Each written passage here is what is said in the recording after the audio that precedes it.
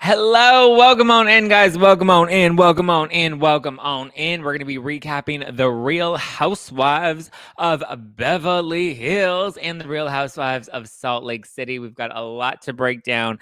I hope you are ready. Hopefully, you have some no filter wine handy.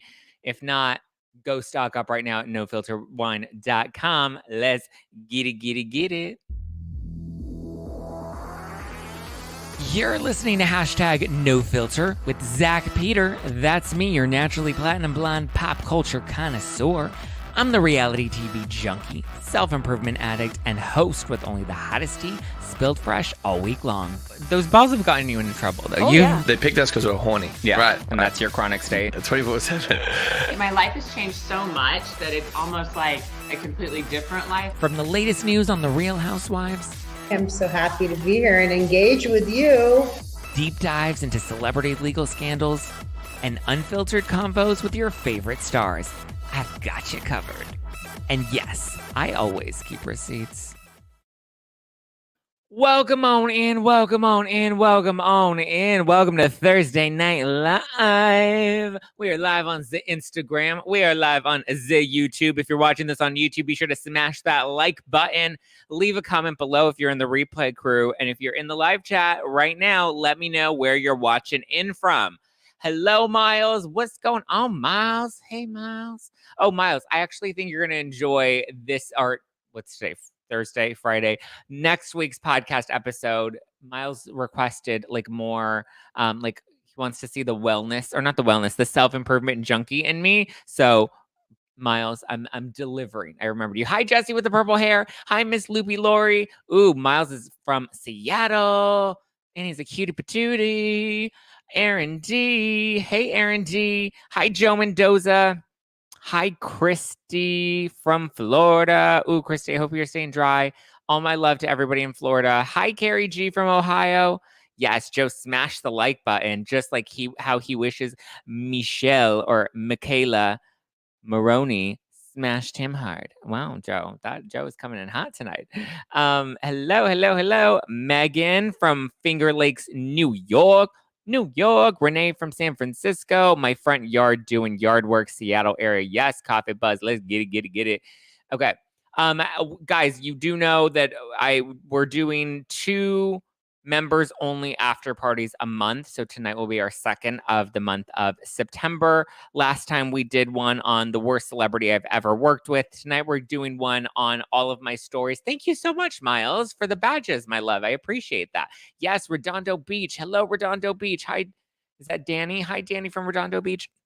We are doing a members only after party after this live stream. So today we'll be breaking down Real Housewives of Salt Lake City and Real Housewives of Beverly Hills. And then after this, we'll be going into a members only private live stream on YouTube, youtube.com/justplainzack. If you can't watch it live, you can always watch the rebroadcast afterwards. But we will be diving into my time working with New Kids on the Block, Donnie Wahlberg, Joey McIntyre, Jordan Knight, what it was like riding the tour bus, what it was like hanging backstage with the guys, who's my favorite. I dug up lots of photos that we'll go through and kind of dive into that history. Hi, Nanny from Barbie or Ontario, Canada. Wow. Welcome on in, my love. We'll also be chatting about which new kid actually hit on me backstage. So lots of fun stories, lots of tea to spill. Wearing my tea spilling professional shirt tonight. Yes, Carrie G, I love it. You guys can grab a shirt, a tea spilling professional t-shirt at justplainzack.com. Okay. Hi, Mystic Deanna from Los Angeles, Seattle, and in Phoenix right now. Oh, wow. We're from Los Angeles and Seattle and currently in Phoenix. I love it. Okay. Are we ready to dive in? Wit. Oh my God, Wit. Yes, Wit has the best tweets. We're always tweeting. I love Wit. Drinking my wine. Yes. Which one are you drinking? Are you drinking the white or the rosé? NoFilterWine.com, guys. NoFilterWine.com. Okay. So I think we'll start with Salt Lake City because that was the lesser. I feel like Beverly Hills was top notch this week.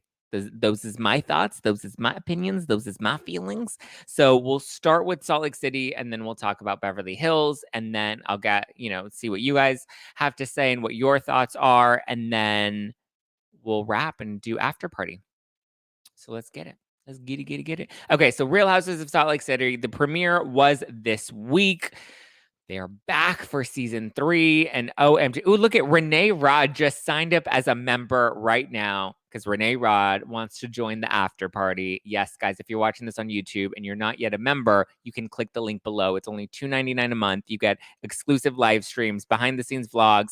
I have a special vlog from my first time visiting Spotify dropping this weekend, as well as an exclusive clip of my interview with Brock Davies where he gets put in my hot seat and I ask him all about Vanderpump Rules. So those are just some of the fun members, exclusive perks. How do we sign up as a member?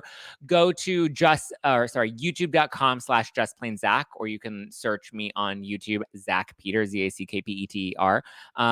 That's my name on YouTube, Zack Peter. So you can go there. There's a link to join. You can become a member on YouTube to join the live stream afterwards. $2.99 a month. That's it. I'm a cheap bitch. Okay. So Salt Lake City, I think I thought that the premiere was good. I think I'd give it a solid B. I feel like most premieres are boring and they're mainly just like recaps of what's happened since the reunion. Interesting that we get nothing about Jenny Wynn, right? Because remember, Jenny Wynn had her Facebook racism scandal and Jen Shaw was fighting with her and Jen Shaw had a face-to-face with her and all of that was caught on camera. It was all being filmed. They just completely nixed all the Jenny stuff altogether, which I guess I'm kind of cool with. Like, why do we need to rehash it? Why do we need to give her airtime? Like, why do we even need to talk about it? Like, it's kind of just done. She's not on the show anymore. A lot of people said that Mary's absence was felt. I agree. We were definitely missing kooky, Mary, who was a little loopy, zany. I saw that the misdemeanor that she was being charged for harboring an underaged individual, those charges were dropped or dismissed without prejudice. Remember, we learned the terms with prejudice versus without prejudice. It was dropped without prejudice. So they could be refiled again at some point. But I definitely did miss Mary in the premiere because she just brought like a fun levity to the show that I think was kind of necessary for Salt Lake City, or it's part of what made Salt Lake City Salt Lake City. I can do without Jenny. She was only there for one season. I don't think she was like the biggest breakout, but I didn't miss Mary and Brooks. Oh, you didn't miss Mary or Brooks. We didn't see a lot of Brooks. I don't think we're gonna get a lot of Brooks. I feel like Brooks is he's kind of done, right? Anyway, I thought the premiere was good. I'd give it a solid B+. We got to catch up with them. We got a little Meredith versus Lisa moment. I thought it was a solid start, so I wasn't mad about it. I don't believe that Lisa and Heather are friends, though, because we see the episode open and we see Lisa having lunch with Heather Gay. And Lisa's like, oh my God, Heather, I need your help to become friends with Meredith again. And I just think Lisa, this entire scene looked like she was hating her life, having to sit down with Heather. And Heather's here, like, trying to give her real advice, like, oh my God, Lisa Barlow called me and she needs help. And I'm just like, no. Lisa is like, I have to be here. I'm playing Survivor at this point. I need to make sure I can keep a job on this show because I need to sell my Vita tequila. And if I have to sit down with Heather, then I'm going to have to sit down with Heather and do what I got to do to get back in with Meredith. But you can just tell Lisa is not like, she's like, I don't care about any of Heather's advice. I don't care what Heather has to say. Like Heather, like she just can't be bothered by Heather. And Heather's like trying to be like a genuine friend. Like I think Heather believes when these women are nice to her that they actually want to be her friend. And I kind of feel for Heather because I'm like, girl, like she's just a little too gullible, But I like Heather. I think Heather was right, though. I think Lisa really does feel this way about Meredith. I think the things that she said, calling her a garbage whore who slept with half of New York and, her family's a bunch of posers. I think that's really how Lisa Barlow feels. I think these things have to come from somewhere, whether, you're aware of them or they're kind of deep into your subconscious, they come from somewhere. You've thought this, you've felt this, maybe you've been suppressing it, maybe you've been trying to hide it, but I don't believe that Lisa didn't mean the things that she said. Maybe it was a little bit much because I feel like sometimes when we're hurting, we want to hurt other people and we want to say things that are mean. So maybe I think when you lash out like that, there's an element of wanting to like attack somebody's insecurities. And so maybe she was aware that these may be some insecurities for Meredith, and that's why she wanted to hit in those spots. Welcome, Solange. Solange A just became a new member of the Zack Pack YouTube memberships. Yes, Solange A, welcome on in. I love that you guys like welcome her. Carrie G, Muddy Grace, Aaron D. You guys are so sweet. We need a Heather as a friend. No, we don't need a Heather as a friend. Heather's just too kind and too gullible. You don't want somebody that's gullible as a friend. You want somebody that can hold you accountable. You want somebody that's got your back. You want somebody that's a loyal bitch. Like Heather's a loyal bitch. Like Heather's probably going to be the only one that goes and visits Jen Shah in prison. And she's going to bring her like cupcakes and she's going to buy her Oreos at the concessions. And so she's, a good friend, but she's also just a little too gullible as a friend, Amy. I have to disagree just a little bit. But I do think Lisa meant the things that she said. I think they came from somewhere. Maybe she wasn't fully aware of it, but Lisa, I think, feels that way about Meredith. We see Jen Shah, and she's now living in her modest 4,500 square foot new home with a smaller closet. Oh, gasp. So now that we know the feds have seized everything, she can't really keep everything because it has to be, it's now being used towards restitution for her victims. But to me, it's just kind of wild because she's literally showing no empathy for the victims. That this lifestyle afforded her. She profited off of them, and yet she has no compassion for them, won't even acknowledge them. She's making it all about her having to downsize, and I'm just kind of shocked that there's no Twitter outrage because I feel like other housewives have been ripped apart for not having empathy for the victims and not acknowledging that their lifestyle was afforded by crimes and how they profited off of victims and how there's a lack of compassion. And I feel like we're definitely not holding Jen Shah to the same standard. Where are the torches and pitchforks for Jen like they were for Erica, though? I agree, Hannah. That's kind of what I'm assuming. Like, I don't see, just because Jen puts on the crocodile tears. I mean, listen, when you're a con artist, you have to get people to like you. Con artists are usually likable, unless I'm wrong. I mean, how did Manson get people to drink the Kool-Aid? It wasn't because he was unlikable. I probably shouldn't compare Jen to that, but it's just funny that, there's clearly a double standard. We're not seeing the hate for Jen. And here's the thing, I don't want there to be hate for anybody. You know what I mean? I'm not saying that we should show the same hatred towards Jen. I'm just saying there's clearly a double standard and, people are clearly not holding housewives to the same standards. And I don't want anybody to be mean to any housewife, but I'm just like, so I don't think that anybody should spit their venom at any of these women, especially, when they're on Twitter, just being like, "Ugh, the evil people." And then they, have double standards. But anyway, we even see Jen planning this extravagant party for Coach Shah, because let's not forget, this is a lifestyle that he profited off of from elderly victims as well. Elderly victims that are likely widows, possibly are likely also orphans because I'm pretty sure their parents aren't around anymore. So that was an interesting choice to be like, I know I'm fighting. Everyone blames Erica for Tom's crimes, but Jen actually committed crimes herself, and no one says anything. No hate, but accountability. But people are like, but Jen Shah is likable. I mean, listen, I would rather, I don't know, maybe indifferent. Maybe the public just doesn't care enough about Jen Shah to hate her. But to that point, Joe, it's kind of just like, well, then when people are over here talking about the victims and saying that they have compassion for the victims and they're doing this all in honor of the victims, Jen Shah is victims too. So if we have a heart for victims, I feel like we should have a big enough heart to give the same, level of standard to everybody. I don't know. Just me. Just me. But I just did want to remind everybody that con artists definitely are likable. They don't get away with their cons by not being likable. But anyway, the party was nice. I will say that. It was a very nice party. It was a very interesting choice to throw your husband an extravagant party as you're going to court. And you had your mom drain her savings in order to help you pay for your legal fees, and yet here you are throwing an extravagant party. Like, also optics, right? Like, why don't we just have a nice family dinner, being like, listen, kids, Coach Shah, we're not going to be able to throw the big party that we normally throw. We're not going to be able to have the extravagant life that we normally have. Hi, Sarah Bahu. We're not going to be able to do anything I mean, Erica's victims didn't lose anything. They just didn't gain more. Jen's victims lost a lot of money. Well, they're not Erica's victims. They're Tom Girardi's victims. They're Girardi Keese's victims.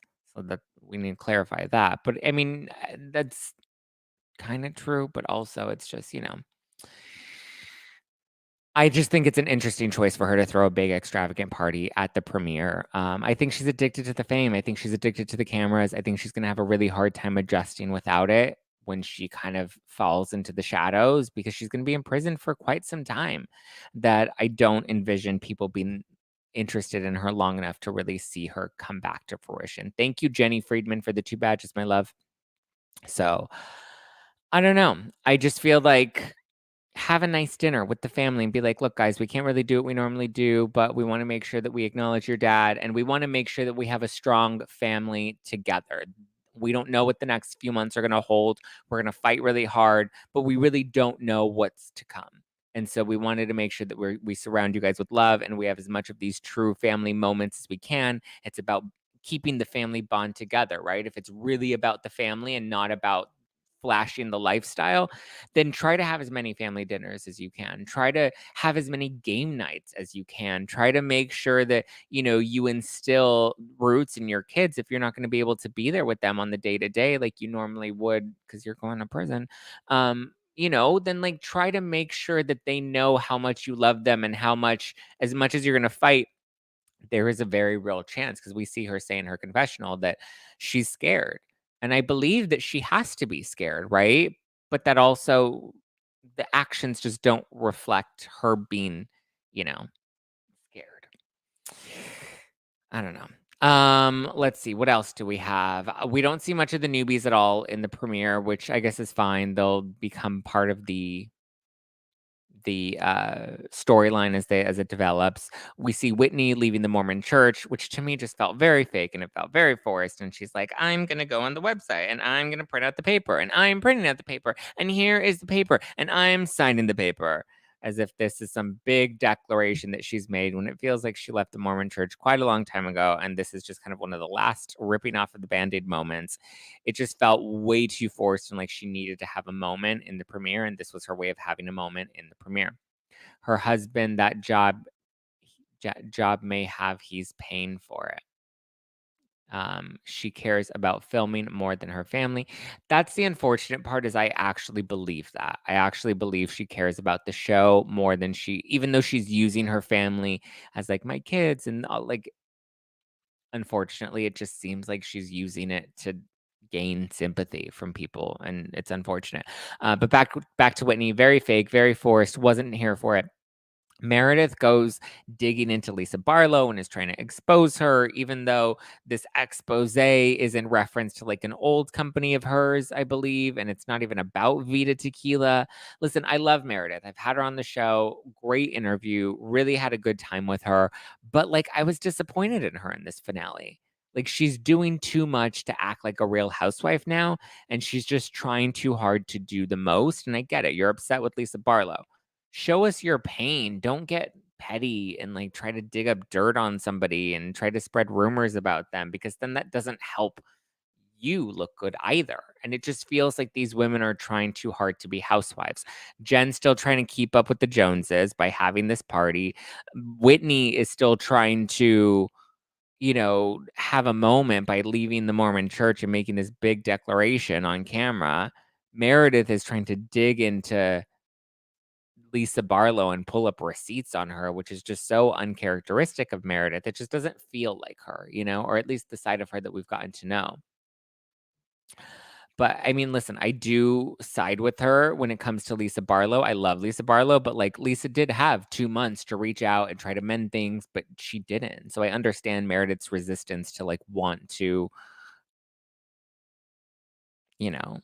Meredith's resistance to not want to move forward with her. I think Lisa just needs to have more accountability. Again, I love Lisa, but I just don't think that any of her words about, she's like this, I was hurt and I was angry and I was just in a blind rage. Like, and I didn't think anybody was listening. Oh, well, that makes it better. Like, I get it, but like you fucked up, and just say, I fucked up. I'm sorry I said those things. They were awful things. I wish I could take it back. I hope there's a way I can make it up to you. Maybe not now, but I'll take steps towards doing so. I'll try to find a way to make it up to you. I'll try to find a way to make it right because I really do love you. And I think when there's love there, you can work through things, but I think there has to be a give and take. There has to be a bend at some point. There has to be an olive branch that's extended. And I just don't see, I feel like Lisa wants forgiveness without actually trying to show atonement. Right. I feel like Lisa just wants Meredith to be like, it's okay, sweetie. It's okay. I forgive you. I know you didn't mean those things. I think she meant those things, at least to some degree. Maybe not to the full extent. And maybe she was just saying things to like stretch it out, because when you are in that blind rage, you do want to hurt people because you're feeling hurt yourself. But I just don't think this was it. Mm-mm. Even Seth was taken aback by Lisa, and I get it. I feel like Lisa probably should have tried with Meredith sooner. I get it, they're on the show, but it's like if their friendship was real, and their friendship was real. Megan Sue says, I felt horrible for Jen's child. On the Ring camera, I do not feel bad for Jen or Coach. Yeah, I mean, that was it. I would be scared for anybody, any child that sees the feds come in and like have guns and all of that stuff. But it's like the feds don't show up unless there is such an extreme case, right? You don't show up guns ablazing if you're not coming after a criminal that you've investigated. You know what I mean? It's unfortunate that her kids are in this position, but their parents put them in this position. I do feel for the kids though. And do you think it was real? Lisa Barlow's tantrum or her apology? I think the apology is not fully baked yet. I think it was a half-baked apology. There wasn't a ton of accountability, but I do think she may have meant some of the things that she actually said in her blind rage. Kathy is taking responsibility for her rant, but Lisa is not going there. Okay, well let's that's a great segue, Stacey. Let's move into Real Houses of Beverly Hills. And let me know in the live chat whether you're Team Meredith or Team Lisa. I actually hate saying team this or team that, but like, let me know what your thoughts are. Because like me, I'm not Team Meredith and I'm not Team Lisa. I like them both on the show. I think they're both incredible characters. I was disappointed in both of them in the finale, though. I like your couch. Thank you. I was disappointed in both of them in the finale. Yeah, no teams. But I was disappointed in Meredith for going to a new place that I just don't feel like is characteristic of Meredith, to dig up on people and expose them on the show. And I also feel like Lisa Barlow could have been better at actually trying to prove how much she loves Meredith rather than just saying the words and hoping that it goes away. So let's talk about Real Housewives of Beverly Hills. Love you, Zach. Thank you thank you so much for all your great content. Thank you. I appreciate that, love. Okay. Real Housewives of Beverly Hills. I thought this episode was great. I thought it was so good. Way better than Salt Lake City. I thought Salt Lake City was good. I gave it a solid B. I would give Real Housewives of Beverly Hills an A this episode. I know a lot of people disagree with that. I don't really care. I have so many thoughts about it. I thought it was great. Number one, I love Sutton and Erica together. I think they're an awesome duo. I love that they ate Popeyes and had sweet tea on China. I love that Erica was like, no, I'm only going to have sweet tea because I'm driving, which, debunks Garcelle's point earlier in the season where she's like, Erica has a drinking problem. I think Erica has a problem. I didn't think Garcelle was genuinely concerned about Erica. I think Garcelle was genuinely concerned about having a storyline on the show and using Erica to make that happen. It's the cheapest shot in the book, right? Calling somebody an alcoholic. How many times have we seen this stuff played out on social media? And I think if somebody were genuinely an alcoholic, like there would be a pattern of behavior, not a moment of behavior. I liked Erica's vulnerability this episode. Yes, Stacey. I loved seeing Erica let her guard down. I liked seeing her makeup free, chatting with Dr. Jen, being honest and open. I think she was even honest with Sutton. I liked that they were both honest with each other and they were both able to have a conversation, Erica and Sutton, where Sutton was like, listen, I just want you to have more compassion and I don't want you to keep snapping at people. And Erica's like, I get that. I don't want to be angry and snapping at people either. But if I tried to explain things to you guys, and if we go back to last season, Erica started off trying to explain things, right? Whose house was she at? She was at somebody's house. it was the scene where Kathy said that she doesn't see color, and it was the scene where she talked about leaving Tom, and she's like, I didn't see it ending this way. I thought I was going to hold that man's hand until the end. And she opens up about her divorce, and then all of a sudden, then we get to the Kyle's Christmas dinner with Teddy, and Erica's like, if he stole the money, I would like to know where it is. She's like, but nobody knows the answers but him. And so I think, was it Kyle's house? I didn't think it. Maybe I guess it was Kyle's house. I know the Christmas dinner was at Kyle's house. I didn't realize the first dinner where they were sitting at like that wooden table with everybody was Kyle's too. But again, my brain. Hi, Michael. Hi, Mike. What's going on, Michael? We haven't seen you in the live chat in a minute, my love. Welcome on in. So I get where she's like, listen, I tried to answer your questions, and then you guys came at me hard. Oh, was it Dorit's house? You guys came at me hard. And then I started snapping at you because you guys were like grilling me. And so I get that. And it seemed like her and Sutton had a moment where they're like, yeah, I get it. I see it. I see eye to eye, boom. And I think it was nice to see them come together and bond over Popeyes. I don't eat Popeyes. I don't eat gluten or dairy because I'm an LA kind of bitch. But like, I loved it. I wanted the Popeye. I wanted some Popeyes. I did. I definitely did. I don't think it was Kyle, or I don't think it was Dorit's house either, guys, because it was like, it was a dated house. The house looked kind of old. I think it was Sutton's house, her old house, or Kyle's old house that Sutton was staying in. I don't remember. Someone will dig it up. We'll have to reference back to see where it was. But it was when Erica was wearing that red dress, and she was like, "I did not see it ending this way." You know, they had fries. I know, Aaron. Oh my god, fries are my favorite ever. Fries and popcorn are like my two favorite foods, and they're just, oh, I love it. If I could have fries on fine china, I even wanted some sweet tea. And listen, I know Erica wasn't drinking, and she's like, I'm driving, but I'm like, I would want to. Next time, I would come in an Uber so that I can get a little lit.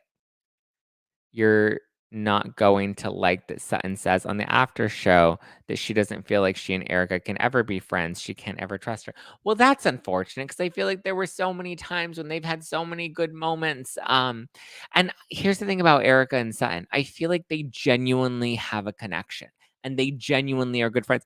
Like, I think Garcelle and Sutton are friends, but I don't think they have like there's something about Erica and Sutton both being Southern girls and both kind of coming from, did they both come from Georgia?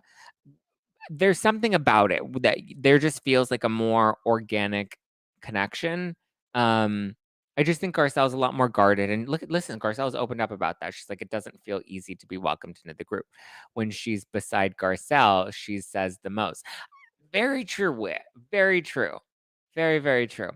Okay, let's keep moving on. The Pretty Mess pop-up. That was cute. I thought it was great. It was a really cute idea. I feel like the execution was a little hard being on camera because it's like these women weren't going to show up and have extensions put in their hair, which was the whole point of Erica having a pop-up was so that they can bring their stylist and get their hair done and get the extensions put in. And nobody really put the extensions in because they were already glammed and set for the event. So I feel like that was a bit of a miss. Just execution wise, I just feel like it wasn't something that was going to play well on camera unless the women were going to come to play ball. I don't think they were going to come, with their hair undone so that they can have extensions put in. But listen, I thought, she was trying to promote her Pretty Mess hair. She did her press, and I thought that was great. And I love that Sutton came in and she's like, listen, I'm supporting Erica. Like, I'm here to say, like, I'm here to support you. And I thought, listen, I like the two of them together. I think they have a really nice friendship. It's going to be hard for Sutton, but Erica played her once already, acted like she turned the page, but openly admitted to playing her. Yes, that was the boat scene, right? So I get it, I get where she's coming from. I agree with you, Zach. Rinna literally wore a wig. Okay, Sutton and Garcelle have their own agendas. They're playing the game, and it's like you can't be mad at them because it's a reality show and it's Housewives and you have to play the game. But it's like I just wish, people would stop playing the game. They all play the game, right? Kyle plays the game, Crystal plays the game, Rinna plays the game. They're all playing a game. I think Erica probably plays the game the least. She's the most authentic, or at least the most herself, and I think that's why she gets the most heat because she is the most herself because she doesn't care to be likable. What did you think of Elton John's appearance? I thought it was cute. I mean, it was a nice little moment of levity. So here at the Pretty Mess hair launch, we get Rinna again talking about her experience with Kathy. We get Dorit saying that she got a call from Kathy where Kathy 1000% owned up to everything. So they both acknowledged that Kathy lied on the Instagram live where she said that she was in the house alone, which we know is not true because Rinna was there with her, which she acknowledged in this episode. And she says that she was scared of the wind, which we now know isn't true either because she admitted that she was upset with Kyle and she had this rage towards Kyle. So we can all agree, like, there's no disputing the fact that she literally went on the E! News Instagram live and totally lied and was trying to do damage control. So I think it's clear that Kathy wasn't telling the truth and then called everyone off camera to do damage control in hopes that they'd stop talking about it and that it all kind of go away. But then we see Kyle and Kathy have a conversation, which I thought was very endearing. I enjoyed this conversation. I mean, it was kind of uncomfortable, but I enjoyed that they were able to kind of work through their issues with each other. I miss the days when we laughed about leather pants shade. It's all deep all the time. Yeah, I agree with you, Michael. It is just too deep too often, and it's not like subtle light shade. Like I liked Crystal's ugly leather pants moment with Sutton last season. I thought that was I like that Crystal. Bring back that Crystal. This Crystal this season is just like we'll get into Crystal. But anyway, I think Kathy called everybody because she wanted to do damage control in hopes that everybody would stop talking about it and she can just like move on from it. But I like the scene between Kathy and Kyle. It was awkward because you can tell that like there's tension there, right? We read House of Hilton. We know that the mother used to pit them against each other. We know that she used to make them compete with one another. We know that the priorities were always to be famous, to marry rich, to be the star. And I think there is an element where Kyle's star is shining a little brighter than Kathy's. I think Kathy's star was shining so bright and she outshined both of her sisters. Kim's career in acting had ended and Kathy was now in the Hilton clan. And I just think, now Kyle's coming up and standing up on her own. And I think that that's threatening to Kathy. I don't think Kathy wants to see her sister succeed because that's how their mother raised them. When we read House of Hilton, this is what Big Kathy wanted of them, It's what Kathy trained them to be like. So you can't blame them for having these issues with each other. I think it's just a weird dynamic. I think it goes so deep. I don't think it's black and white, but it does appear that, as fucked up as their relationship is, they've agreed to move forward. And it's like, okay, I feel like we kind of just got to accept that. Whatever their reason for burying the hatchet is, I feel like we got to just be like, all right, that's their dynamic. That's their sisterhood. That's their relationship. I got a piece out of this, right? And you can tell Kathy had no clue that Rinna was coming over, which to me, it just seemed like production clearly set that whole scene up, right? I'm sure production told Lisa Rinna, we're going to have you sit down with Kathy.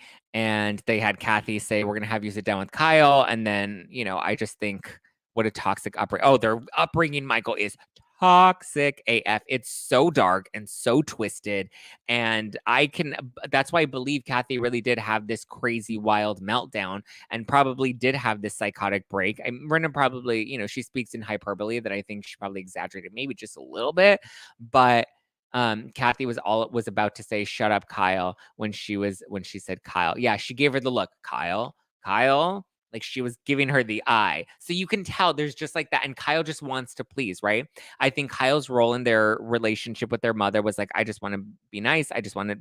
I want everything to be nice. I just want everybody to be okay. And I just want to please my mother. And I just want to be a good child. I want to be the good kid. I want to be the good kid. I want to be the good kid. Kim, I think, was a bit more of a rebel. And Kathy, I think, was just the most unhinged and the most ambitious and unapologetic about her ambition. I don't think psychotic break. Yeah, I think psychotic break is a bit of a stretch, right? I think that term maybe isn't the most appropriate term. Meltdown, tantrum is, I think, probably the best way to describe it. And Rinna needs to keep out of it.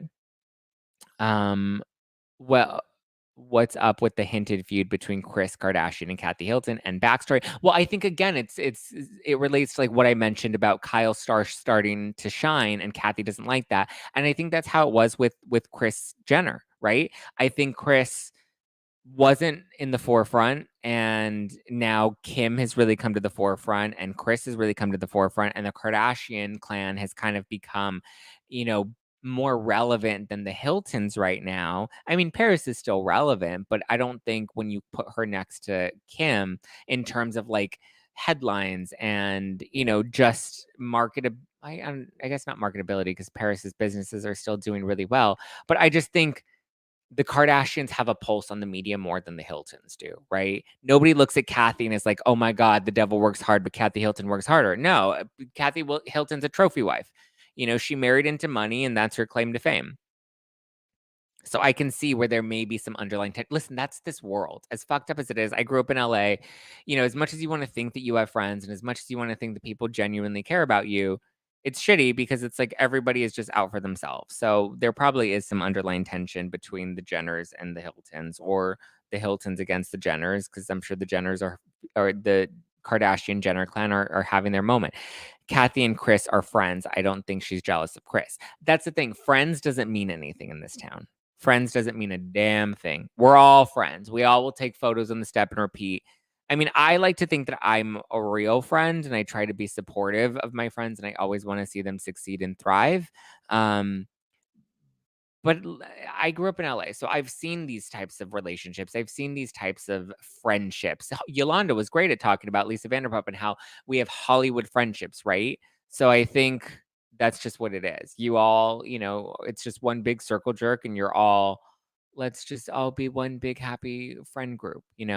You're my real friends. Yes, I am your real friend. But like, you know me, and I'm a real friend, Monique. I'm a real bitch. I'm saying that other people, the transplants, the people that come in here that want to be successful, everybody's like, how can I use you for social clout? How can I use you to climb the social ladder? It's all about reputation, right? But anyway, I think it's hard when it comes to Rinna in this scene. She goes so hard. And I personally think maybe she goes a little too hard, and she's beating a bit of a dead horse at this point. And I think what really killed her was going on social media and hyping all of this up ahead of time. Zack is as real as Rinna. Oh, stop. But like, here's the thing. I think Rinna's beating a dead horse. I think Rinna should have just let it play out without going on social media and going on her tirade and posting the text messages early. I think she really should have just let it all play out. And if she was unhappy with how it played out, then go on social media and be like, here's the real truth. Here's what really went down. Because listen, Kathy didn't deny anything. She cops to having a meltdown. She cops to saying mean things. She cops to being awful that night. I got the sentiment that Kathy really just wanted it to go away. That Kathy was just like, I just want to forget this. I want to brush it off. She didn't want to face Rinna, but then once Kyle's like, Rinna's coming over and this is going to be on camera, she was like, fuck, well, I can't run now. I have to face it, Do you think Kathy threatened legal action against Bravo? I do think so. And I think it may have adjusted some of the editing of these last few episodes. I get the sentiment that Kathy just wanted it to go away, that she was like, oh my God, it's a regrettable moment. I feel awful. And now I just want to move on from it. Whether it's how she behaved or the fact that she got caught, who knows? But she wants to move on from it. She's like, okay, I own it. Let's move on. I think it's less embarrassment about how she behaved, because I think she probably behaves like this more regularly than we realize. But I think she was just embarrassed that she got caught and it's being talked about on camera. And this hunky-dory character is now getting rattled, right? I think that Rinna exaggerated the story. We'll never know because everything is deleted. Yeah. And I think had Rinna not gone so hard early on, it wouldn't have tipped off Kathy, and Kathy wouldn't have been able to, put her hand in the pot, so to speak.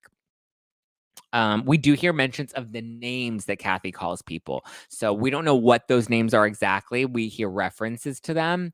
Obviously, we know the rumors are that she was dropping racial and homophobic slurs, and that's why the women they had such a big reaction to what Kathy was doing and saying, because they're like, this is crazy. But at least in this episode, we hear a mention of Kathy calling people awful names. Now, we also hear that, like, she said that Dorit was dumb and needs to be fired. Crystal needs to be fired. Sutton needs to be fired. We hear all of that stuff. And Rinna said the two that got it the least were Garcelle and Lisa Rinna. And I think Lisa Rinna only got it the least because Lisa Rinna was the one that was physically there with her. You're not going to be like, you're da da da da da. But when other people aren't around, that's when you can be like, well, this is what I really think about so and so and so and so and so and so. Kathy does act a bit odd, like dementia. I've thought about that. I try to raise that concern on social media, and people didn't really like that I was suggesting that maybe she's starting to go. I mean, she is getting up there in age. The pressure, the stress of being in her family, like I could see, Kathy said no lies about Dorit. I like Dorit. I'm a Doritos fan. Not the chips, but the housewife. Crystal is oddly defending Kathy, and it's like every single person on this cast that was there that night has admitted to seeing and hearing these things, except Crystal. Crystal like had blinders on. She's like, "What? Where's the meltdown? Where? I don't see anything. I don't see anything." It's like, well, girl, look. And I think she saw. I just think she's trying to cover up for Kathy. She totally bombed for me. I think Crystal was a total flop this season. I really liked her at the start. I liked her last season. I like when she called out Sutton. Now I think she's just coming off like she doesn't know who she is or what she stands for. I'm just like, okay, Michael Jackson is problematic, but it's okay for Kathy Hilton to want to play Billie Jean at the club.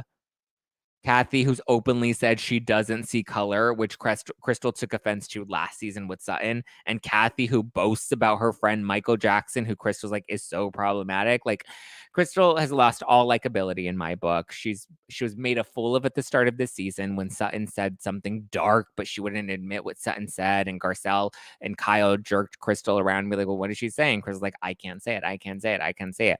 She looks dumb now, alluding to the fact that she thinks that Rinna's a liar when all the women have corroborated Kathy's behavior at the club, and Kathy herself hasn't denied any of it. And Kathy herself incriminated herself by going on E's Instagram Live and saying, I was there alone and I was afraid of the wind. Obviously, that was a lie. And they proved that in this episode. Crystal's got to go. I liked Crystal, and I used to go to bat for Crystal, and I used to be like, I actually really, let's trade Crystal for Teddy. Listen, I'm not against it. I'm not against it. Crystal is so hot and cold. Cold is winning. Crystal, I think, is like trying to just play a game at this point. You know, they're all playing a game. She needed a reason for us to talk about her, so she made a hot take. It really wasn't a hot take, though. It was a dumb take. If you're going to make a hot take, make a hot take. Crystal is loyal. She would make a great friend to Teresa. Oh my God, Michael, I'm dead. That's hilarious. Crystal is like going to take the side of whoever's name holds power or wealth. I agree. Crystal's a clout chaser, you know, and that's probably why her 14 friends dropped her. Everyone's playing it safe. No, I don't think everyone's playing it safe. Everyone, Sarah, was playing it honest for the most part, except Crystal. Crystal's like, I didn't see anything. Hear no evil, see no evil, speak no evil. Why is Michael Jackson problematic? I'm old. I think because of the molestation accusations against Michael Jackson. But I listen, I love me some Cherie. Cherie straight up just like, listen, I like Michael I like the music. He can be problematic, but I like the music. Listen, Cherie keeps it real. Like last week when she was like, listen, I wouldn't be just giving up the earrings that easily. If any of us were put in that situation, I think everybody likes to think about what they would do in that situation. I don't think any of us really know what we would do in that situation because we're not in that situation. And it's really a fight or flight survival mode situation. Teddy's boring, in my opinion. People love to dog Teddy, but I feel like Teddy, like people still talk about her so much and they have such strong feelings about her. If Teddy were really as boring as people say that she is, and I used to be one of those people that says Teddy's boring, I hate Teddy, then why are we all still talking about her if she's really that boring? I mean, nobody's talking about Catherine Edwards. We all forgot about her. Nobody's talking about Joyce. We all forgot about her. We're all still talking about Teddy and have very strong feelings about Teddy. But yeah, Crystal looks like a moron, and I'm not upset about it. But I don't know, Crystal, you look like a fool. I think Rinna went too hard this week, but to be fair, she didn't witness the moment just before Kyle and Kathy. I think production kind of set Rinna up here a little bit because Kathy and Kyle literally bury the hatchet, and then we bring in Rinna to stir the pot. And like obviously that was a production setup because they wanted Rinna to stir the pot, and they told Rinna come in and talk to Kathy about this, hold her accountable. So Rinna came in and held her accountable. It just came right after the two sisters made up. So it makes Rinna look like more of a villain. Whereas I think had that moment happened and then Kyle and Kathy had their moment to repair, maybe we would be feeling differently about it. But I do think at some point Rinna needs to just let it the fuck go. Like it's done. Kathy's not going to own up to it any more than she already has. Let the mouse go. I did feel really bad for Kyle. You could tell she was very uncomfortable. She was here. Excuse me. You can tell she was very uncomfortable. And you could just tell, like, she wants the ladies to make nice. And like, if Kathy's admitting to it to whatever degree she is, and Kyle just wants to move on, like, why not just make nice for Kyle's sake, right? If you care about Kyle, you'll drop it because you love Kyle. So what Kathy did and what Kathy said was wrong. But if Kyle wants to just let it go and brush it under the rug, then let it go, Elsa. Let it go. Let it go. Next week, Rinna appears to bring it up again. And I'm just like, oh my God. Kyle now starts to get bothered by it. And now I mean, listen, I understand Erica not wanting to let it go. And because they can't seem to let any of Erica's stuff go, and it feels like they're constantly grilling Erica. So I understand Erica wanting everybody to grill Kathy and hold Kathy's feet to the fire the same way they've held her feet to the fire. I think they're very different instances, but I mean, showing a lack of remorse for crimes that your husband committed and going on a racist, homophobic rant and attacking all the women around you, like, you know, rumor has it Kathy denies the whole tantrum on the reunion, so that'll be weird. Oh, well, listen, I can't keep up with these ladies. I'm not surprised. I've heard the same thing. I guess we're just gonna have to wait to see what the reunion brings, because she definitely owned up to it, to Lisa Rinna, to Kyle, and to all the women that she called privately off camera. And Dorit mentioned it all. Very curious to see what the reunion brings. I'm kind of over Kathy, to be honest. I don't think she's a nice person. I don't think she's a great person. I don't believe the hunky dory character. I think little Kathy is a reincarnation of big Kathy. Did you miss Garcelle, or should she be a friend of instead? I did not miss Garcelle, and I didn't even realize Garcelle wasn't even in this episode. Maybe that's why I liked it so much. I think we should replace Garcelle with Cherie. Just gonna throw that out there. Also, when do we get to Cherie saying that the rat bit her at Lisa Rinna's house? Remember that was like a rumor a while back? We never saw that. I'm guessing when they filmed the reunion, Kathy thought it would be edited out. Probably because none of the women got to watch the final 3 episodes before it actually aired. So I'm pretty sure, because we know Kathy's lawyers were trying to strong arm Bravo, and that's why she ends up getting this last minute confessional. That's like the only confessional that she gets. And she only talks about Lisa Rinna in this confessional and the car ride home from Aspen. So interesting. We'll have to see. But don't forget, make sure you screen grab when Kathy's over here admitting to everything. And when Dorit says, I got a call from Kathy and she owned everything 1,000%. Everybody seems to have acknowledged that this all went down. Okay. Nobody denied any of it. So if Kathy's denying it at the reunion, then you can't call Lisa Rinna a liar at this point. No way, Garcelle is queen. Cherie is a bore. I think Cherie keeps it real, Casey. I really think Cherie keeps it real. She's honest. She says what she feels, even if it's unpopular. I think she's a loyal friend to Garcelle. I like Cherie.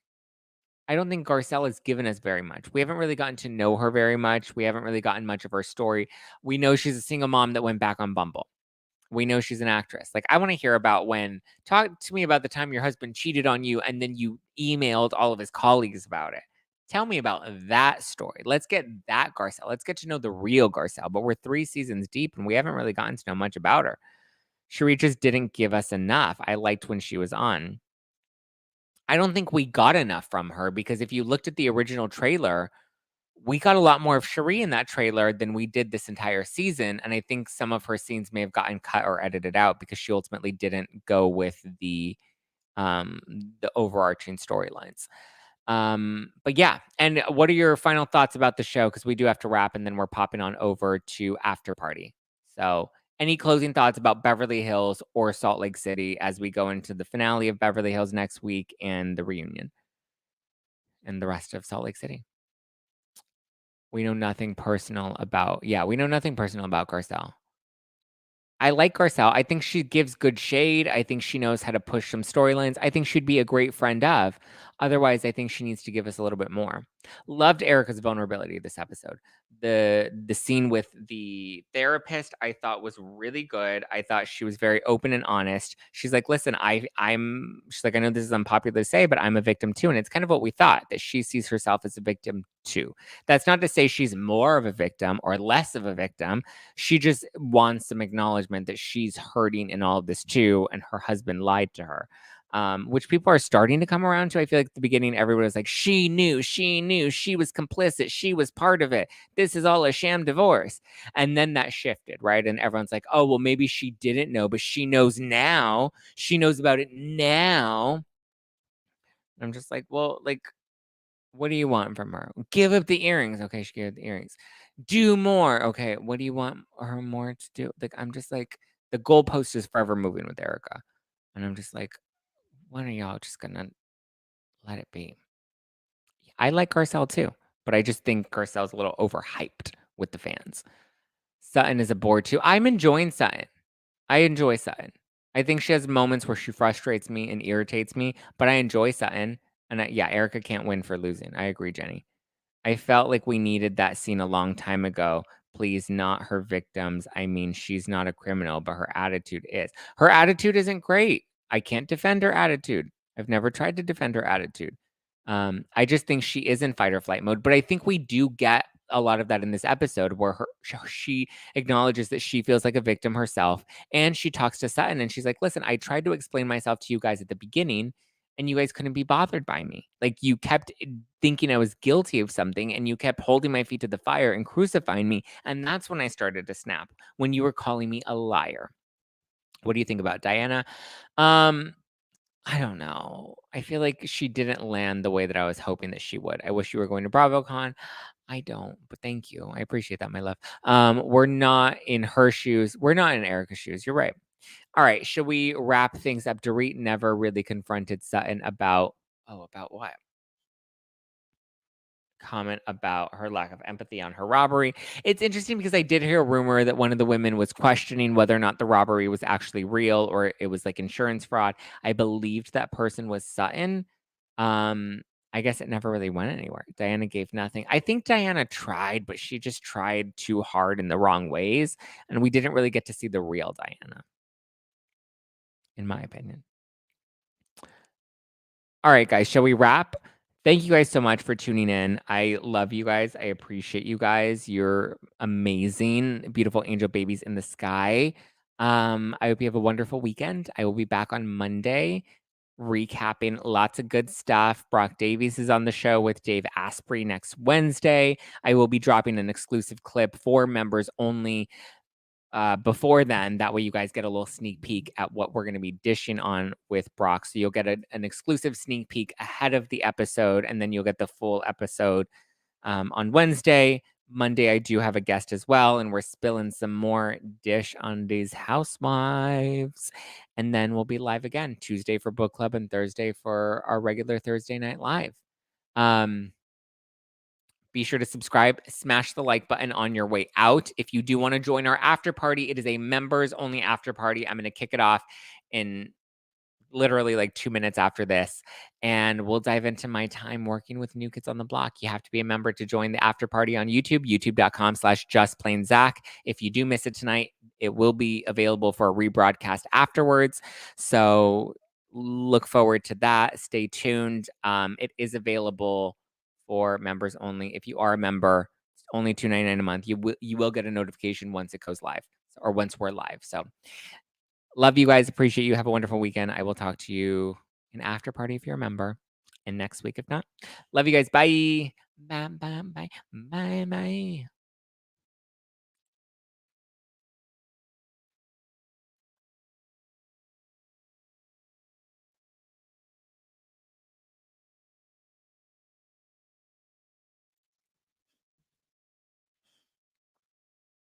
Or are we still live? Oh, smash the like button, guys, if you can still see this. Bye. Thank you, guys. Thank you, Instagram. I love you. I love you. Okay. Bye.